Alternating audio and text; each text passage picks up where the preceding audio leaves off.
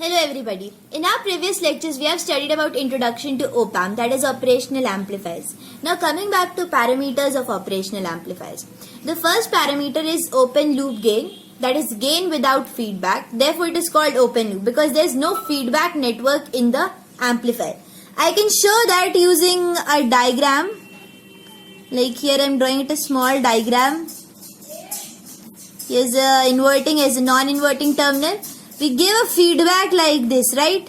As in, you might have studied feedback networks. Now, but when there is no feedback, the op-amp appears like this. So there is no feedback, hence the open loop gain. For the ideal case, A is equal to infinity. Now the second important parameter of op-amp is input resistance, that is Ri. Apparently, the value ranges between 10 to the power 5 to 10 to the power 13 ohms. But ideality is that Ri is equal to infinity. Now, the third important parameter is output resistance, that is given by Ro. The ideal case for an output resistance is 0, but its value ranges between 10 to 100 ohms. Now, the range of power supply. The actual range of power supply is given in the range of plus 5 volts to plus 15 volts. Now the output of an op-amp can't cross this range, that is minus VCC to plus VCC. Hence this range is the range in which the output voltage oscillates or ranges between. This is a very important parameter because this question is typically asked why plus VCC or why minus VCC.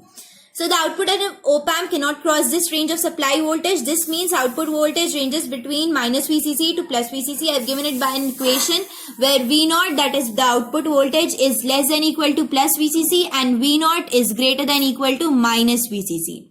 Now, the saturation region, linear region. I'll explain it to you. Here the graph is given. I have drawn it earlier only.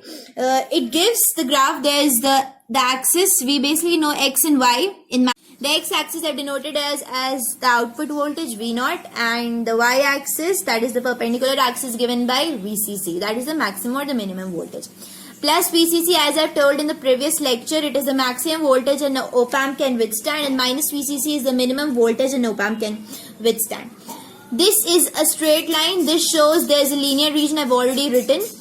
This linear region is a region in which the op-amp can only work or activate itself. It cannot activate in the saturation region. Saturation region is the maximum voltage region in which the op-amp cannot work. It cannot amplify signals like that, anything. But it only works or operates in the linear region. Therefore, it can also be stated that an op-amp is a linear device which works only in the linear region.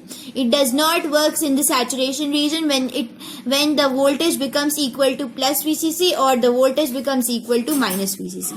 This graph is very important to be noted down, and you must ask the doubts in the comment section if you have not understood the concepts. I hope you have understood the concepts very well. See you in the next one. Thank you.